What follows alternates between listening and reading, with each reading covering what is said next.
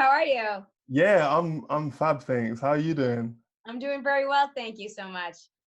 First off, thank you so much Oh, for no, my jumping pleasure. on. I appreciate you. It's nice to talk to people from all over the world. So that's exciting. Isn't this internet thing just like It's crazy? unbelievable. It's kind of amazing how many interesting people I've been meeting and learning, like making new friendships. So it's been really fun, actually. Yeah, it's like just the accessibility. Like for me, just being able to talk to someone from Boston, right? You said Yeah, you're from Boston. yeah. That's just mad to me. I know. We're very lucky that we have it because if we didn't right now, we'd all be like losing our minds. That's for sure. You know? Oh my God. How have you been coping with everything? What's the I mean, I've been fine, especially since the GaryVee thing, because it's keeping me super busy. So now Yeah. I'm doing a talk show nightly, pretty much, like trying to find guests every day, and then people like you call me and ask me to do interviews in the middle of the day. So it's been a great distraction for me, and it's kept me positive because I don't have time to even look at the news or anything else. Yeah. I miss my job and I miss my coworkers, and that's probably the hardest part. But I'm enjoying actually being home with my husband and son because I never get this much time with them. Yeah, I think that's been like I echo that sentiment as well because for me, like I don't live with my immediate family. They live about Right. 20, 30 minutes away from me here. But one thing that this time has allowed me to do is to catch up with old friends that I just haven't spoken to for years, 100%, right? 100%. Yes, absolutely. Um, and yeah, I think there's a lot to be grateful for.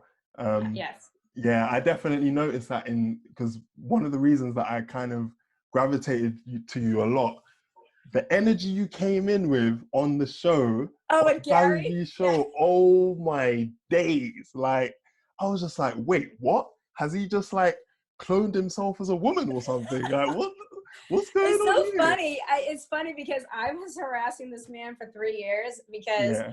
I felt like we had a similar energy. We were supposed to have a conversation. And when I get an idea in my head, I'm very Mm, persistent. And I had visualized that conversation so many times. And I think that's what a lot of people don't realize. When you know you're going to get an opportunity, you have to kind of come in prepared. A lot of people go, and so I was like, listen, it's almost like I've auditioned for shows, like I used to do acting, and I've auditioned for game shows. Same yeah. thing. A casting agent knows in 10 seconds if they're going to put you on to the next level or not. So I knew Mm, in my head, someone who's busy like him, they hear the same questions over and over again. You need to come in with a fresh attitude, hit them, yeah. let them find a connection, and then move forward. So I kind of knew what I wanted to say, and knowing Mm, that I was going to be on a day or two beforehand just really made me kind of think, all right, what are my points? But I literally had notes in my phone of notes that I had that I want to go over GaryVee with. So it was like I knew it was going to happen at some point. yeah. So you'd had them notes prepared way before this even Right. happened. It was Yes, like, because I introduced myself to him 3 years ago yeah. for 10 seconds. And then after that, I went home and I was like, all right, I would watch a lot of his content and I would watch him Mm, put somebody in a room for a 15-minute FaceTime. And they'd be like, he's like, any questions for me? And they'd be like, and I'm like, you just got an opportunity to yeah. be in Gary Vee's office and you don't know what you want to ask him. And Like, I'd be like, fuck. Jesus, dude, I'm ready. Yeah. Like, fucking bring me. Yeah, yeah, So that was yeah. one of the things I went through, like my notes, like what are the things that I would want to talk to him about? What are the things that I want to accomplish? So that I kind of came in so I was organized, so that I knew what I wanted to hit him with, and Mm, then go from there. And I think that's what a lot of people don't realize. You want opportunities, but you're not prepared. So yeah. prepare. And I feel Yeah. like he gives you so much information. Sometimes certain questions, you know what he's going to tell you. Certain things I know what he was going to tell me. And I was like, I'm kind of glad he called my bullshit and pushed me. And it was the Yeah. best thing he could have done because it's been the greatest experience in my life. It's like opened up a lot of doors. I mean, it's given like us the chance to meet now. And Right. like, yeah, like you know what? I love your energy. I was watching your live yesterday, and you had a lot of very spiritual people on there, Right. which was interesting because I wasn't Yeah. expecting that, but I enjoyed it. But one of the Well, things I was saying was that yeah. your energy just gave me life. I was like, yes. I don't know, man. There's just something. I was just like, yes. Well, I I love appreciate this. that. That's what I'm trying to do. I love It's this. funny. It was a deeper topic, but somebody Mm, in the comments the week before said, are you going to do a show on mental health? And I think mental health is a topic. I'm a big believer of mindset and mental toughness, but I do believe mental health is also super important. I think the three of them need to be intertwined a little bit. So I was like, all right, you know what? People are home and I'm very mentally strong. And there's some days that I'm kind of like, all right, I'm over this whole situation. So I was like, if I'm feeling like this and I'm a positive person, I can only imagine what a depressed or anxiety ridden person is feeling. So I was like, you know what? Let's do a night on this. And I liked the topic. I liked the people that I had on last night because they had different points of views. And they also kind of had options for people to go to. But at the end of the show, if you listen to their stories and still felt bad for yourself, do you know what I mean? It kind of made you be like, you know what? Like, my life's okay. I'm gonna be all right. I'm gonna figure this out, you know? For real. And I'm gonna comment to that, but first let me just introduce the podcast. Yes. So for everyone listening, if you got this far, thank you. And I'm sure you've been entertained thoroughly. Welcome to the Garden of Edun podcast, where ideas grow and we explore the depths of creatives. And I have a very interesting creative with me today, Kristin Hutchison. So if you could introduce yourself, what you do, who you are, etc., etc. So technically, for real life, I'm a mom, a wife, and a bartender. I'm also a comedian on the side. I've been doing comedy for the past 2 years. I like to refer to myself as a comedic storyteller. I like to use a little bit of heart, a little bit of humor, and a little bit of sass to use real life stories to inspire and motivate people and help you get off your ass. So that's my little tagline. But as of late, during the Corona episode, I was on Tea with GaryVee, and he gave me the opportunity to talk to him and talk about how I wanted to build my personal brand. And he challenged me to do a TV show. Sorry. That's right. And I've been going on IG Live for the past 3 weeks and really enjoying getting to know people, sharing everyday people's stories.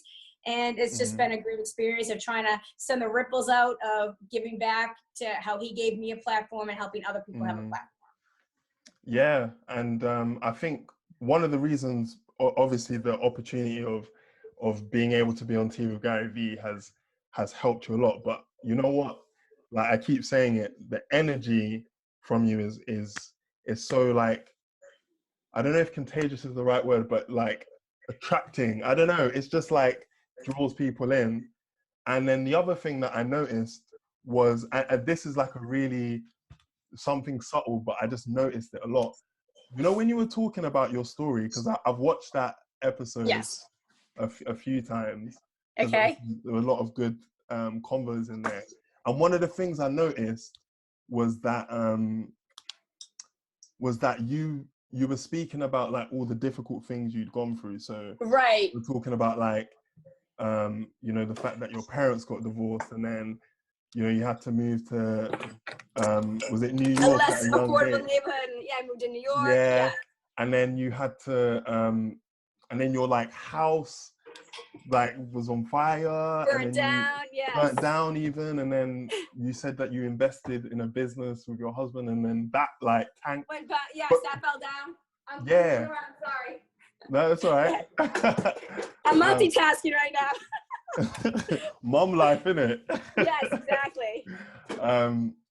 Yeah, but the one thing that I noticed about that is you were saying it all kind of like in a giddy, like positive, smiley way, and I was just like, what if I was speaking about this?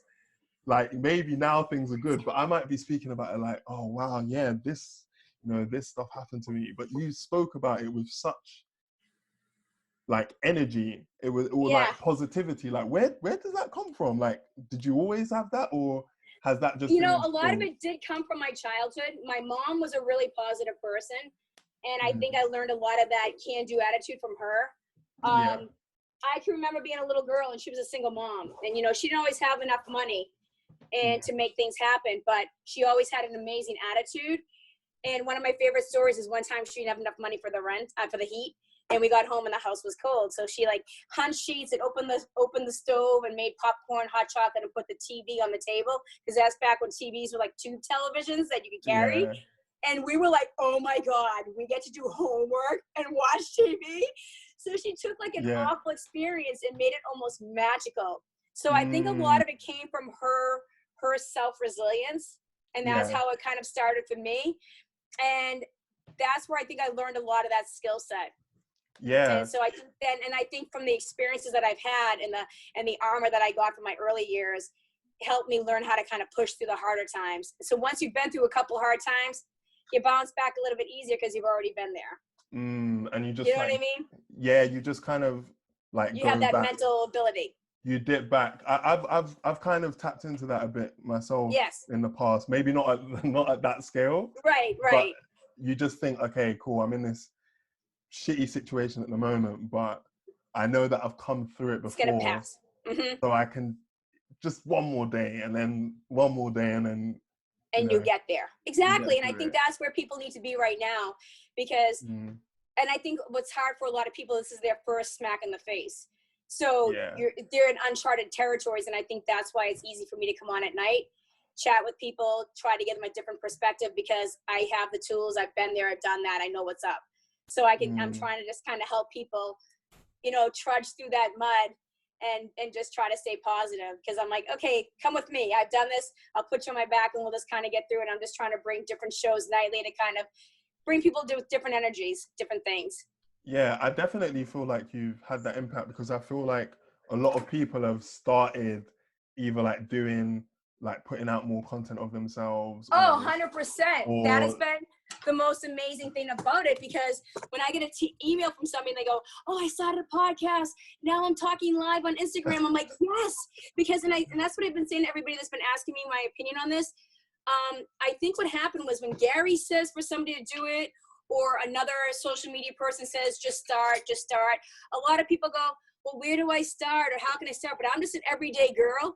They saw me on Thursday, then they saw me that night go live, and now they're watching me 3 weeks later, and I'm still going live every night. So now people are like, all right, I can do this. So I think that's a lot of like what is happening for people. And I think that's what's been great about it for me. It makes me thrilled to see people going and actually taking action. You know what I mean? So that's to me like the ripple of it. And that's what's been fantastic. Yeah, seeing it, like being able to see that you have, even if it's the smallest impact, sometimes feels like it gratifies a bit of us. Oh, 100%. 100%.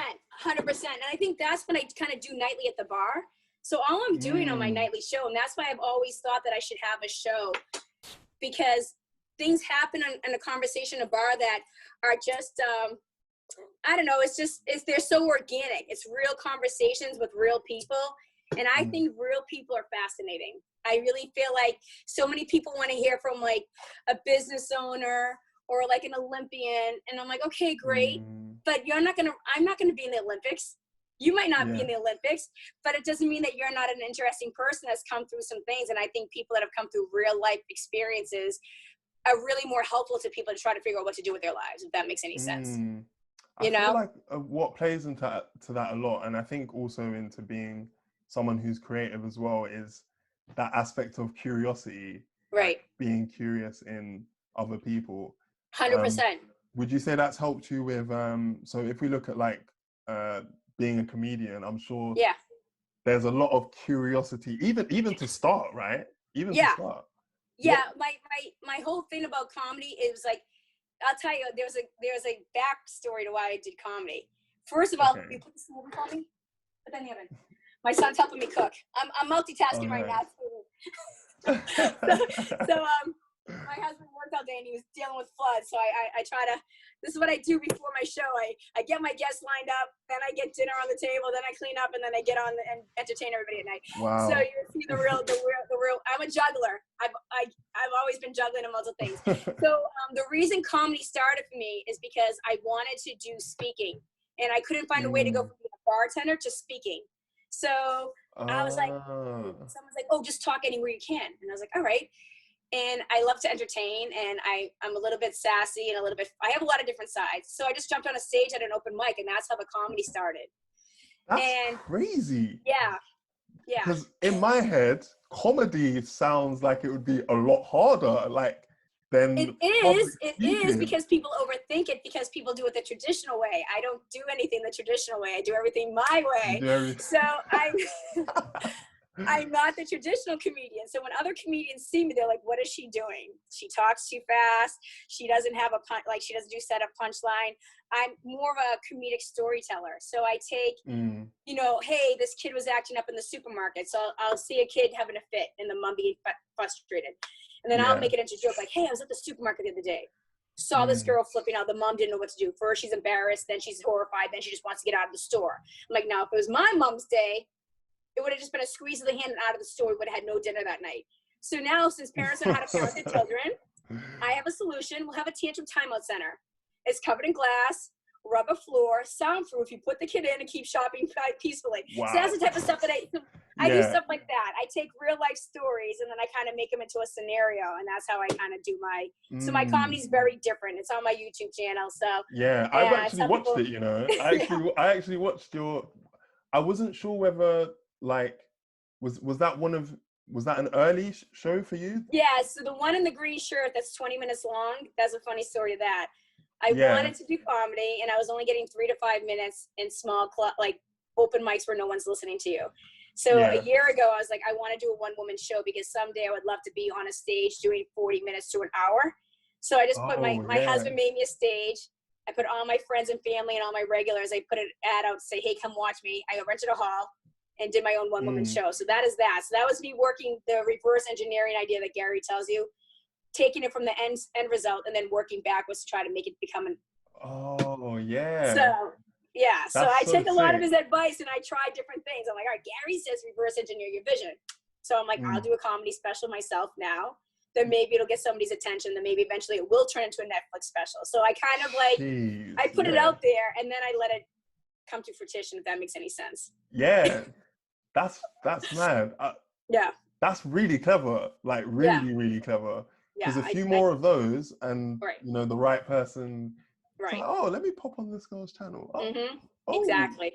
And now since I've been on this, my channel's gone up like ridiculously, and I've gotten thousands of views on that would just sat there for like a year, getting like, I only had 1,000 views, and now it's up to like 4,000 something. So it's pretty crazy. Yeah. It's sick. Yeah. So I don't know. I just take chances. Yeah, that's like I think with something in a creative endeavor, because I feel like the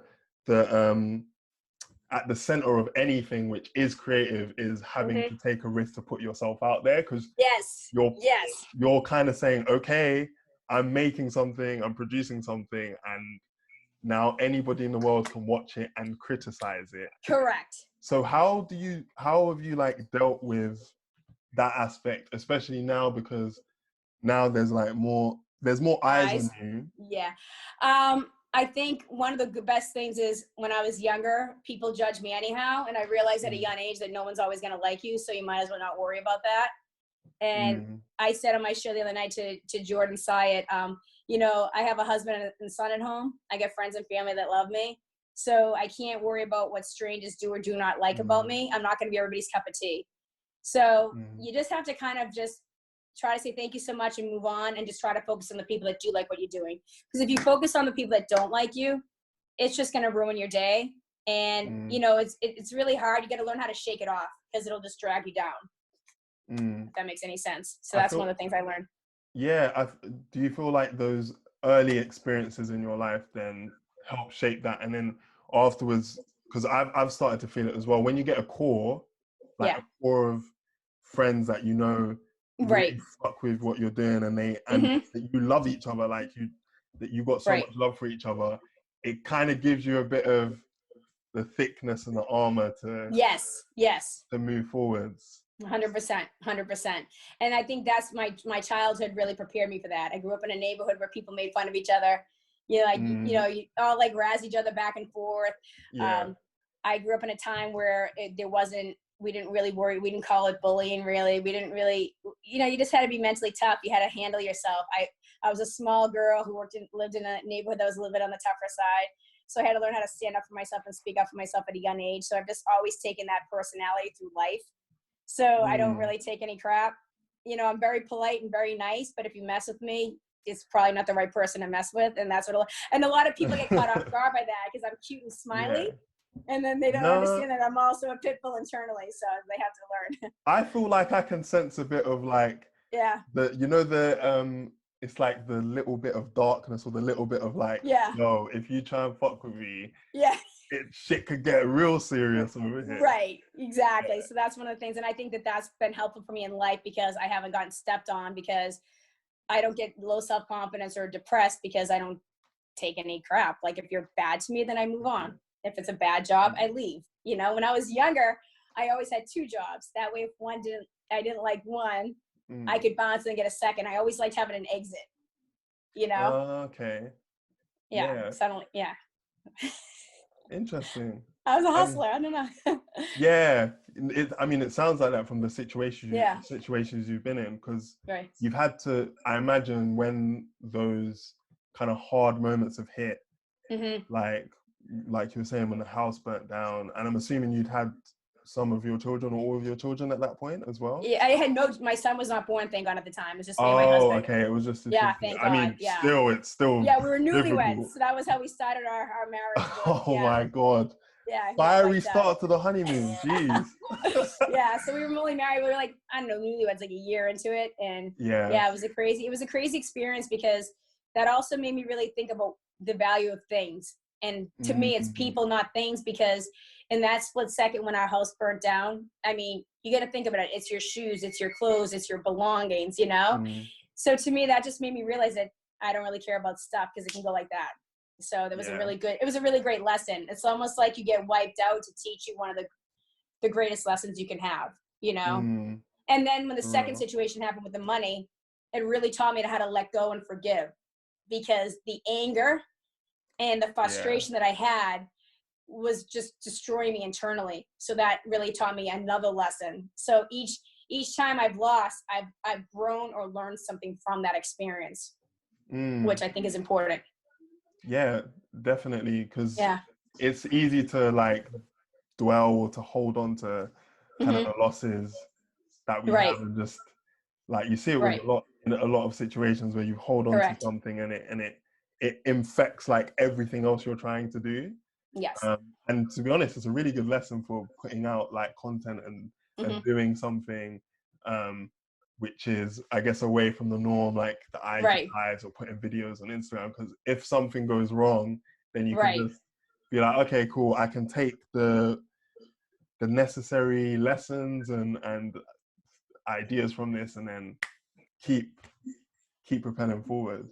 Perfect. And Yes. I think even those situations, actually, now that that's come to my head, make like kind of force you to be creative and force you Right. to kind of find like ways out.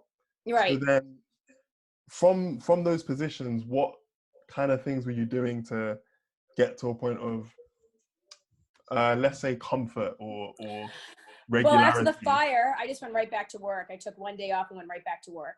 And everyone's like, how are One you back to day. work? Yeah, I just had to buy clothes. I had no clothes to wear to work. So then I was Oh back to my work the next God. day. And I was like, how are you back to work? And I'm like, well, I gotta rebuild. You know what I mean? So, and I just Man. needed to get myself busy to kind of get back in Yeah. there. So that's how I rebuilt from that. And then with the financial thing, that was just kind of something that lingered for quite a while. And then I think I just realized one day that the negative energy I was holding on to, the frustration of what I lost, Mm, instead of worrying about what I could build, or, you know, things happen for a reason. A light bulb just finally clicked one day that this is just, it's not helping you mentally or physically or moving forward. And I just had to like release it, because it was just going to bog me down. So that's how I dealt with that one. But that was a process that took me probably like 6 months of yeah. just being so angry, and then just kind of having to like realize this is not going to be the way to get over this, So that was you more know? of like an Correct. emotional strategy, Right. rather than like, Right. okay, this is Right. specifically what I'm gonna do, A, B, C Correct. steps. Yeah. Yeah.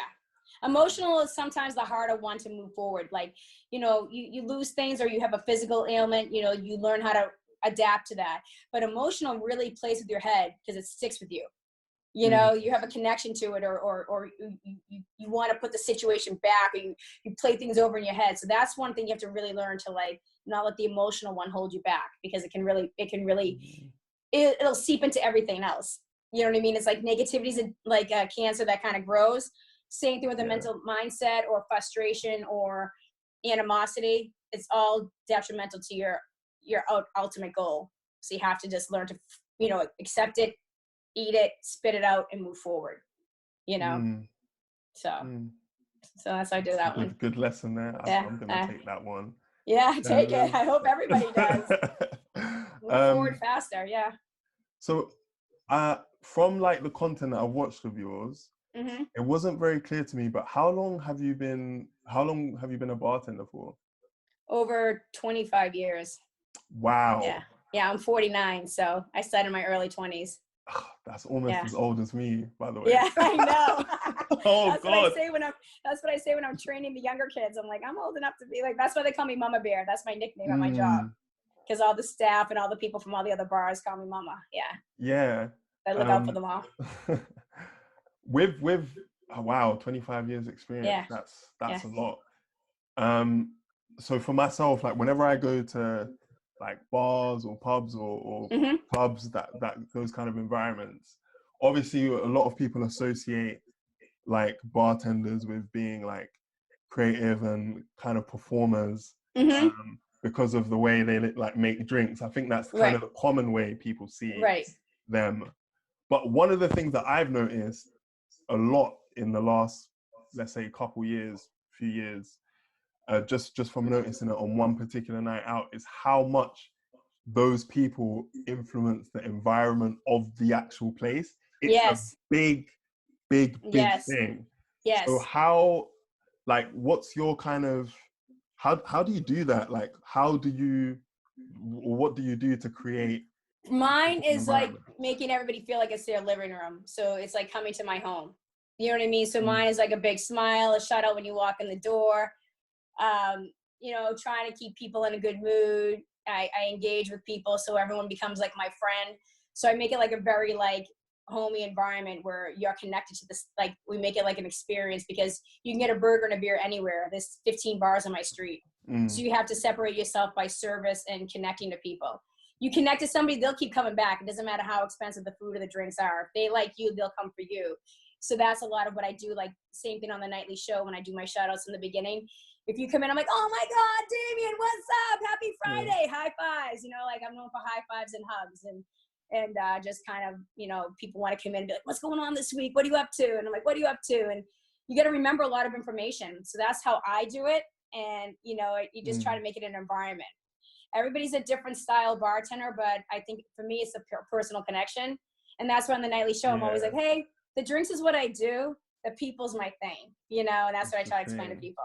Yeah. And then you kind of, so do you teach the others like around you to be that way? Or do you kind of tell them to do their own thing? Like the other people? Everybody has their different skill set and everybody has their own regulars. So I'm me and they're them. And then what we kind of do is like some people are really into the cocktails. He'll do the cocktails and I'll do the chatting. Like I'm the chatter. Yeah. So like when other people are just on with the talk, they're like, you do the talking. And like, you know, so that's how we do it. But yeah, we try to make it a friendly place though. So everybody kind of has a friendly personality because that's what we're known for. So that's our signature. Yeah. Yeah. I wanted to bring that up because I feel like it doesn't get as much attention as it should. Yeah, absolutely. A lot of the time, the like where somewhere is or like the furniture or like the music that's playing, which all have a factor, but I really do feel like the people working there, if they're if they want that night not to be good for you, it could easily be the case. Absolutely. Yes. So true. So true. But yeah, it's a fun job. You get it. It's a hard job. It's a stressful job, but it can be really fun. So it's the people that I love. And that's why I like doing the show at night. Because this is a lot of what I like to do. Yeah. Peoples and stories. And I imagine from that as well, like from learning all the stories and everything there, that it's kind of pushed you into then becoming the comedian or a comedian, right? Right. Exactly. They kind of intertwine. Yeah. Bartenders, I feel like have a knack for becoming, because you have a stage presence already. So it's an easier progression for you because that's part of the hardest things for people to learn. And you already do that because you're on it every night. So saying that, because you kind of built up quite a lot of the soft skills from being a bartender, let's say I wanted to be a comedian, because I, like I said before, I think comedian is like the hardest level. Yes. In just in my head, I think Yeah. public speaking's hard. It's difficult, Mm-hmm. but comedian is like there's the extra pressure of Right. people need to laugh. So from your experience and from what you've seen, let's say because I haven't worked as a bartender before, so I Mm-hmm. might not have the soft skills. Right. What kind of advice or direction do you think someone could take? I would say watch a lot of comedians and find out what your voice is. I think part of that's easier for me is I already know who I am. And I think a lot of younger kids that are trying to get into comedy don't know their voice. So they try to mimic other people. So I think it's important knowing what your point of view is and what you want to accomplish being on stage. Second of all, I would just watch a lot of comedy. And then there's actually classes that you could take. And I actually started like looking through some of those just to kind of like get better at getting to the point. Because some people are like, oh, you go all over the place. Where's the punchline? So I kind of look at it different points. Sometimes I just stick it to my way. Everyone's always trying to push you into a mold. And I'm always like, I don't like molds. So I always say, just find whatever works for you when you're on stage that makes you comfortable. And that's what's going to make you interesting to other people. You know, it's not being the same. It's bringing something different to it. That would be my opinion. You know, everybody always has a top 5 or 10 that they like, you know, of the style. And there's lots of different styles. That's what I love about comedy. When you go to an open mic, there's so many different kids that get up with completely different approaches to it. And that's what's great. There's no right or wrong way, you know? So there's a lot of flexibility to it. Okay. That's quite encouraging. Yes. Maybe I don't know. Yeah, you could always try. One night, jump up. You don't like it, you don't ever do it again, but you try it once. Just cross it off the list. Just walk onto the stage, heart like. Exactly. Hi guys. Exactly. Who are your top 5 actually? Love Bill Burr, one of my favorites. Yeah. Bill Burr. I grew up on a lot of old Saturday Night Live as a kid, back in like the 80s, like Eddie Murphy, Bill Burr. I like Kevin Hart. For females, I grew up on the Carol Burnett show. I grew up on I Love Lucy. So I love a lot of that type of, sketch comedy. Yeah. And, but yeah, those are probably like a couple of my favorites. But Bill Burr I met this year, and it was amazing to finally meet him too. And it was great. Yeah. Did you get to talk to him about I didn't talk to him about, when I talk to famous people, I talk to them just about life. Like I just hit them like human to human. I like to make a personal connection because they already hear enough people like, oh my God, you're the funniest. So I just took one of his funniest bits that I love about gold digging whores, and I said, hey, you had me at gold digging whores because I'm a bartender and I've seen them. And he started laughing. He looked at me like I was punking him, and then like we just had like a casual conversation just about life and parenting, and then I left it at that. Yeah. So I try to just act like an everyday person because you'll make a better connection to them, and then maybe down the line if you see them again, you'll stick out. You know, they don't want to have to sit there and answer questions like, how should I do about building the business? There's enough articles about that. So I look for the articles, and then I try to make a personal connection if I meet people that I'm interested in. That's my trick. If I'm being honest with you, that's really good. And it's one of the things that I've struggled with when I meet somebody that I idolize a bit. I just get like really kind of nervous, like, oh, I don't know what to say because I don't want to say the thing that everyone says, like, oh Everybody my God, does I that. love but then it's like, I don't know what to say. They're just people. That's what everybody has to remember. They're just people. They get up and put their pants on just like you. They just do a different job.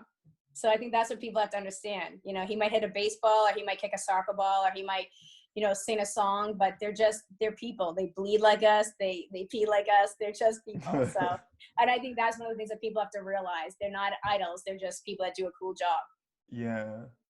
If that makes any sense. Yeah. I'd really love to, just as a separate point, explore the depth of like the psychology behind people being starstruck, because even though I know it would be interesting, because it is an interesting mindset that it happens to people and they can't help themselves. I know. Like, it is fascinating. I've met, I think it was a few years ago when I was a bit younger, to be fair. So like I hadn't been hit by the world, like the reality of the real world yet. But I remember meeting, I think it was Roger Federer at Wimbledon. Yeah. And I was just like, literally, I couldn't. Yeah. It was interesting. Mind-blowing. Yeah, absolutely. That's fantastic. So I did ask a few of my followers for questions for you. Okay. because we've got some people that also watch GaryVee, so Okay. probably would have seen your appearance the other day. So one of the questions that got asked, and I think this is an interesting one actually, do you feel comfortable putting your best bits online, like your best You know, I have, comedy because sketches a and lot of people hold on to them because they think someone's going to steal them. And I'm like, you know what? If someone's going to steal a story that I told about my, you know, me doing a joke about my marriage or me winning a toy when I was in 3rd grade, then God bless them and I'll figure it out. But how else is someone supposed to find me? So people tell you not to do it, but I do it. And I look at a lot of other people that are comedians and they have nothing on there. So then how does anybody know what you do? So it's a double-edged sword. You know, you just gotta roll the dice, you know, and hopefully you can write a lot more material if someone takes your stuff. Yeah, because I watched I'm not sure if you watched it as well. You know the Kevin Hart documentary. Have you watched the? I haven't watched it yet, but I would love to, because I think he's very funny and he has an interesting backstory. Yeah, So, and one of the things that I didn't really realize about the process of comedians is that all the runs, or I can't remember the name for it, but like, you know, you start at the comedy club and then you go up to yes, it's a process. So it's a long grind of 3 to 15 years to really make it. And that's why I always say to everybody, like, I'm more of a comedic storyteller, because I haven't done the traveling comedy sets. I've done a couple shows locally, but I've only been doing it for 2 years, and just things kind of seem to happen rapidly for me sometimes. Like, just I ask and talk and I ask and talk, and so sometimes I get into a situation and things snowball a little bit quicker for me sometimes, because I'm open to communicate with people, and other people are a little bit afraid to approach people. So and like the point I was making there with the process as well was that I go down so I get to do something else. I'm moving to another situation. That's okay. Moving around again, sorry. Moving around. I'm taking you guys on a journey in my house. You guys are going through a journey in my house. Going through the Nerf room. Oh wow, you got loads of Nerf guns. Yeah, my son's a big Nerf collector, so it's pretty ridiculous. So that's his big hobby. Yeah, one of the things that really struck me is they use that in that journey, they're perfecting the hour, or what they call the hour. Yeah. So I would really understand why someone might protect their best bits for the 100%, hour. Because comedians steal all the time, so that is why they don't get protected. But I'm like, hey, I have a lot of different irons in the fire, so I just, like, you know, I'm just trying to get my face out there, so I just put it out there, you know? And just out of like curiosity, is that something that you are like working towards building it out, or is it more just I mean, my ultimate goal is be like kind of like a speaking, like kind of a comedic speaker that kind of does like a one-woman show that kind of is more like autobiographical. So that was one of the things I was working on. So I use the comedy as a way to kind of intertwine as a bigger picture. Right. Okay. So it's not like, well, not necessarily that you want to be competing with the Kevin Hart's or the like Tiffany Haddish has a special that kind of is similar, like what I would do, like her. I think it was her Black Bar Mitzvah. It was kind of similar. She kind of like has pictures in the background of different stories, and she kind of like takes you on a journey through her life. I'm kind of more of an autobiographical kind of life stories, and make people laugh and lighten up and look at things from a different point of view. So that's kind of the long-term goal. Okay. That makes sense. Yeah. I have like long-term goals and short-term goals. Yeah. So you have to do little stuff to get the skills. But then ultimate goal, the vision I have would be blah, blah, blah, you know? So that's how I kind of approach it. I have a small, short, and then big. Little goals and big dreams. So combination. Yeah. That makes sense. Yeah. So you stay on that process, you know, where it's headed. I know one of the things as well you mentioned was Vayner speakers. So hopefully one of these that's days, something we see you on gotta have goals. Future. Yes. Great, thanks for answering that. Another question that we got was, another interesting one. This guy, shout out to Neji. Good questions. So Neji asked, does being a woman give you an advantage or disadvantage in the comedy? In comedy? I think it can be either or, depending on how you handle yourself. For me, locally, it's a little bit of an advantage sometimes because there's not a lot of females doing it. but it can also be a disadvantage because it's a male-dominated industry. But I've been in a male-dominated industry my whole life, so I'm not the typical woman who gets offended easily. So I can kind of intertwine with the men a little bit easier because it doesn't bother me.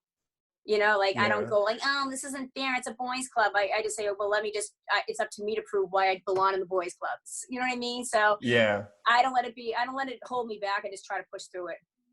So it can be either or, but it is very male. I mean, there's some nights I go to an open mic and there's 25 comedians and there's like me and one other girl, or I'm the only girl. Do you feel like more pressure in that situation? Or... Well, they're not gonna have the same jokes as me, so no. Yeah, because I was thinking that in that situation, there's already kind of, all right, I've got my niche now. I'm gonna have totally different material. So and a lot of my material is I'm pro-male sometimes. I'm not anti-male. Like a lot of female comedians are anti-male. So I think that sometimes I win them over because they're like, oh shit, that was funny. You know what I mean? You're sassy. So then it's like you gotta just play with it. You know? I feel like you've got thick skin for it as well. Yeah, so you gotta have thick skin. You can't get into comedy if you don't have thick skin. And you can't go after goals if you don't have thick skin. You're just gonna get eaten up by the world, you know? So, but Any other questions? I guess this is another one. I couldn't quite tell from what we'd spoken about already, but were you always funny, or did you have to learn to be? No, I was always funny. I was always my personality is all I wasn't good in school, so I was always joking around the house, dancing for my mom. I've always been entertaining since I was a little girl. That's always been my thing. Impressions, Michael Jackson dancing, you know, just everything around the house. Wait, so you loved MJ as well? I used to love MJ when I was a little girl. Yeah, MJ. so that's how that's always been my coping mechanism, is being the funny kid in class and stuff like that. So yeah. Oh, I love the MJ stuff. I used to do that as well. I used to perform like Billie Jean and absolutely. I used to try and do the Smooth Criminal lean, and I'd fall on my face so many times. Yes. Not easy to do. Yes. Yeah, especially when you're a kid who believes that he could actually just do it. Absolutely. That's so awesome. I love that. Well, thank you. You're welcome. For jumping I appreciate on the podcast you having today, me, Kristin. Yeah, honestly, like really, like I really appreciate you jumping on, because I can imagine there's been so much. No, it's been really great getting to know people like you, and I really appreciate the opportunity because it gives me an opportunity to talk to other people. So I appreciate that. Just to say thank you, because I know how busy it can be, especially now that everything's happening. So I really appreciate you being on, and I think for anybody who wants to be a comedian or is looking to do something where they have to speak in front of loads of people, they can get a lot of value from this. And I think even just hearing how you've dealt with some of the experiences in your life as well, there's a lot of value there for people to take from today's convo. So thank you, Kristin. Awesome. I appreciate that. Thank you so much. Where can people find you? Where's my Instagram and YouTube are the same. It's Kristin being Kristin, Kristin, Being, Kristin. My IG live is 7 to 8 p.m. Eastern time, Monday through Friday night.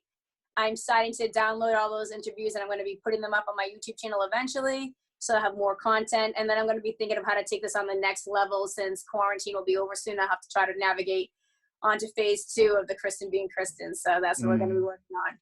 No, there's a lot of exciting stuff coming your way. I can already tell, because I appreciate that. Has been mad. Well, I appreciate that. All right. So, thank you so much, Damien. Is it Damien Dunn?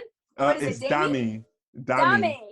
Right, well, thank you, Dami. I appreciate that. And make sure in the comments you let me know the name of the podcast so that I can subscribe. All right. Thank you. Thanks so much. You got to give back, right? Yeah. Reciprocal. Exactly. All right, Kristin. Take care. Enjoy the rest of your day. Have a great night. Okay. And I'll be seeing you on IG Live later. Awesome. Cheers. Bye. Hey, so thanks for watching this episode on the Garden of Edun. If you haven't already, please like, share, and subscribe. If you have, of course, got some value from this. Also, if you want to see more content from me and little bits of the show before they go live, please follow either my Instagram channel at Dami Edun or the podcast Instagram channel at Garden of Edun _. And yeah, I'll be looking to give you some more content on those platforms. Um, yeah, thanks for listening. Safe.